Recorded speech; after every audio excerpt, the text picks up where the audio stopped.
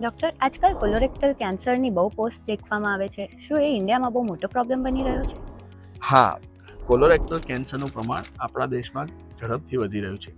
આપણા દેશમાં થતા મુખ્ય 5 કેન્સરોમાં કોલોરેક્ટલ કેન્સરનો સમાવેશ થાય છે. ચિંતાનો વિષય એ છે કે યંગ લોકોમાં પણ કોલોરેક્ટલ કેન્સરનું પ્રમાણ ઝડપથી વધી રહ્યું છે. પણ કોઈને ખબર કેવી રીતે પડે કે એમને કોલોરેક્ટલ કેન્સર છે? Are there any warning signs or symptoms? સ્ટૂલમાં બ્લડ પડવું એટલે કે બ્લીડિંગ પર રેક્ટમ, અનએક્સપ્લેન્ડ વેટ લોસ એટલે કે કોઈ પણ કારણ વગર વજનમાં ઘટાડો થવો, ખૂબ થાક લાગવો, વીકનેસ ફીલ થવી, જે યુઝ્યુઅલી એનિમિયાના લક્ષણો હોઈ શકે છે.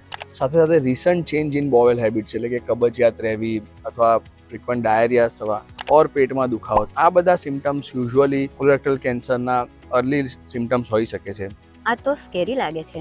કોને રિસ્ક વધારે હોય આ કેન્સર થવાનું? જે લોકોને ઇન્ફ્લામેટરી બોવેલ ડિસીઝ, જેમાં અલ્સરેટિવ કોલાઇટિસ ઓર ક્રોન્સ ડિસીઝનો સમાવેશ થાય છે, તે લોકોને, સાથે સાથે અનહેલ્ધી લાઇફસ્ટાઇલ્સ એટલે કે obesity, smoking, excessive alcohol consumption અથવા હાઈ પ્રોસેસ્ડ ફૂડ અથવા લાલ માંસ કે જેને રેડ મીટ કહે છે, તે લોકોને કોલોરેક્ટલ કેન્સર થવાનો ચાન્સીસ ઘણો વધારે હોય છે. 20-25% ફેમિલિયલ અથવા હેરિડિટરી ફેક્ટર્સના કારણે થતું હોય છે. આનું નિદાન થયા પછી સારવારના કોઈ હોપ્સ છે? કોલોરેક્ટલ કેન્સર જો અર્લી ડિટેક્ટ થાય so it is one of the most curable cancer. ખૂબ જ અર્લી સ્ટેજીસમાં જ્યારે પોલિપ હોય કે અર્લી કોલોરેક્ટલ કેન્સરની સારવાર એન્ડોસ્કોપિકલી પણ થઈ શકે છે. જો એડવાન્સ કોલોરેક્ટલ કેન્સર હોય તો પણ તેની સારવાર માટે કીમોથેરાપી, ટાર્ગેટેડ થેરાપી, રેડિયેશન અને સર્જરી દ્વારા ખૂબ જ સારી રીતે તેની સારવાર થઈ શકે છે. કોલોરેક્ટલ કેન્સરના આવા કોઈ પણ લક્ષણો હોય તો તેના પર ધ્યાન આપો, સમયસર સ્ક્રીનિંગ કરાવતા રહો અને make healthier choices in life and stay healthy.